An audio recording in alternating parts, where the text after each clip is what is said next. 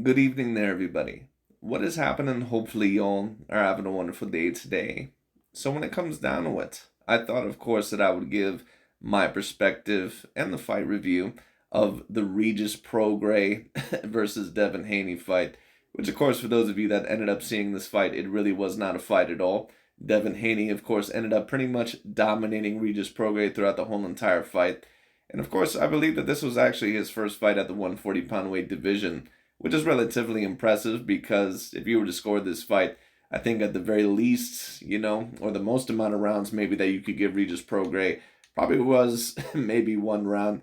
But to be honest with you, you could really debate that Regis Prograis lost every single round in this fight. And I ended up predicting Devin Haney to win, but once again, there's been a few surprises in boxing this year. I think that the Inoue versus Fulton fight was a little bit of a surprise. I wouldn't have been surprised had Inoue won, but the fact that it was in such dominant fashion, Crawford versus Spence, the fact that that was in such dominant fashion, and maybe a couple of other surprises as well, but this is right up there with a lot of the other fights. Even Andrade versus Benavidez kind of surprised me because I thought Andrade was going to last more than that of 6 rounds. And of course, he quit on his stool after that, but it is what it is. He was dealing with a lot of the power. But it was also very surprising in this fight because Devin Haney, who has never really been a grand puncher and someone that, in my view, also has had certain holes in his game, including a little bit of his defensive game, he looked very sharp in this fight. Now, potentially if he faces better opponents later on down the line, I think that the defensive issues still may arise, as we've seen kind of in the Vasily Lomachenko fight. But after this performance, especially over the WBC 140-pound champion and that of Mr. Regis Prograis, I think that debatably that we might have to talk about Devin Haney potentially being a top 5 pound-per-pound fighter. Now, when you talk about, certain guys within my top 5 pound-per-pound, we're talking about guys like Fury, Canelo, Crawford, Usyk, and Inoue. The only fighter that maybe has gotten knocked off in terms of the top 5 pound-per-pound maybe has been Tyson Fury, just because, of course, the last performance was not a very good performance, and some would even debate that he could have lost that fight. I had Tyson Fury winning, but it was only by 1 point, so I certainly understand. But Devin Haney, now that he has wins over George Kambosos, Vasily Lomachenko, and now over that of Regis Prograis, one does have to ask the question, is Devin Haney a top 5 pound-per-pound fighter? And some of you guys already might have him there. Some of you guys already might have him there. But, he was always a little bit lower than that to me. Right now, though, you could easily debate him within that top 5 pound-per-pound list. Now, why did Devin Haney end up beating that Regis Prograis in this fight so dominantly? Once again, I predicted Devin Haney to beat that Regis Prograis because I've never really seen Regis Prograis as a defensive master. I've never seen him as someone that was a super great defensive fighter. And I've seen him as someone that is vulnerable to get hit, someone that, doesn't always have the greatest amount of head movement.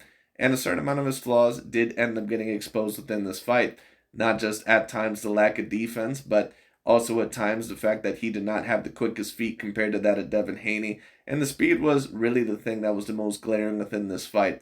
Devin Haney was much faster, much sharper, much better with his counter punches. And the 4-inch reach, clearly was a little bit of the factor as well. But Regis Prograis, it looked like he had no game plan other than when Devin Haney was going to come in that he was going to try to throw certain counter punches. And if you're going to beat Devin Haney, you're going to have to try to take it to him a little bit because Devin Haney is a very good boxer on the outside. He's very quick and he's very accurate. His jab was very good within this fight. And of course, he was even able to hurt Regis Prograis a few times, I believe.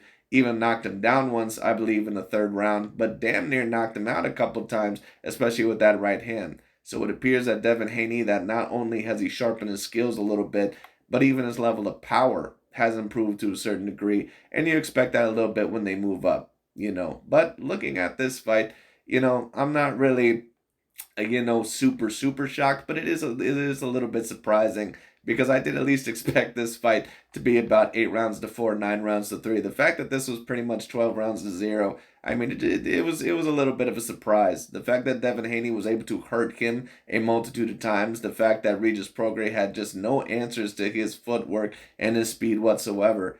I mean, Regis Prograis just, he had no answers. He was basically just standing in front of him, basically like a statue with his hands up, and he was really hoping that he could catch, Devin Haney with certain things, but he couldn't handle that speed. He couldn't handle that footwork at all. And once again, this is not me trying to take away credit from Devin Haney. I think that it's a great win. But we have to start talking about debatably after after this embarrassment, especially since this was Devin Haney's first fight there. Is Regis Prograis really an A grade level fighter? Is he really someone that even is on the A minus level?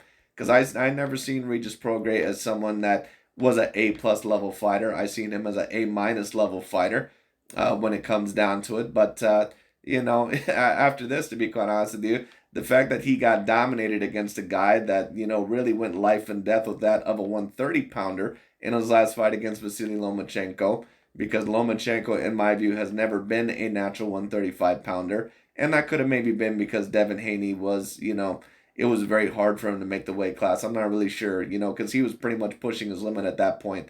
But Lomachenko, of course, still very clearly has an A grade level skill set, even for his age. But when it comes down to it, we have to wonder, is Regis Prograis really even an A grade level fighter? I mean, he looked like a C grade level fighter in this fight. Now, that's partially because of Devin Haney's skill set and his boxing IQ. It's also partially because Regis Prograis, he had a very one-dimensional game plan within this fight. Very one-dimensional game plan. And when it comes to Regis Prograis, I don't really know where he's going to go from here. Maybe he could fight that of Jose Ramirez. Maybe he could fight the rematch against that of Josh Taylor. But this was looked at as a fight that could have potentially went either way. I even had certain people predicting that Regis Prograis was going to potentially knock Devin Haney out, which, wouldn't have surprised me had Regis Prograis was able to get on the inside. But he wasn't able to get on the inside whatsoever, partially because I think Haney's power actually surprised that of Regis Prograis, but he just couldn't handle the feet. He couldn't handle the speed whatsoever. Couldn't handle it whatsoever. Could not handle it even one bit. So very good performance. Very great congratulations to that of Devin the Dream Haney. And the question is, of course, about both fighters is what is for them next, or what's next for them. As for Regis Prograis, I don't really know where he goes from here. Once again, maybe a rematch would be in store between him and Josh Taylor, because they're both coming off of losses at the moment, and then maybe the winner of that fight, maybe they get, possibly Devin Haney, or maybe they get Teofimo Lopez in a rematch, we'll see. Because Josh Taylor in that last fight against Teofimo, he also pretty much got dog walked in the second half of that fight. I also thought that he didn't quite look his best, but, it is what it is. It could have just been that Teofimo, with him being the athlete and the boxer that he is, it could have just been too much for Josh Taylor. I don't really know. But when it comes down to a great performance. As for Devin Haney, what do I think is next for him? I'm not really quite sure. There could be a fight for that of Ryan Garcia in the cards. I don't see that fight happening yet, in my personal view, but it'd be interesting. Subriel Matias, of course, is there. I'm not sure if I see that fight happening yet either. And then, of course, you have Teofimo Lopez. But I think that if the Teofimo Lopez fight is going to happen, that more than likely they're going to try to make that fight the final unification bout. But it could be wrong about that. That is the fight at 140, in my view, that, of course, truly needs to be made, is Teofimo Lopez versus that of Devin Haney. That was the fight that a lot of people and everyone wanted to see at that of the lightweight division at 135. And at 140 is potentially going to be even bigger, because Teofimo had a relatively dominant performance over that of Josh Taylor, at least in the second half of the fight. And Devin Haney, of course, had a very dominant performance against that of Regis Prograis in this fight. So very good on that of Mr. Devin Haney. Was very thoroughly impressed with his skill set, and very thoroughly unimpressed with that of Regis Prograis. So I just thought that I would, kind of get my opinion out there. But anyways, let me know overall what you guys thought about this fight. Of course, next week is the great UFC card, I believe, between Colby Covington and Leon Edwards. And then after that, which is probably a card where I'll go live, is going to be, with Anthony Joshua and Deontay Wilder on the same card. I believe on December 23rd or whatever it may be. Well, whatever, the date is for that. But anyways, thank you guys so much for watching. Let me know what y'all thought on the fight, and I'll talk to y'all later.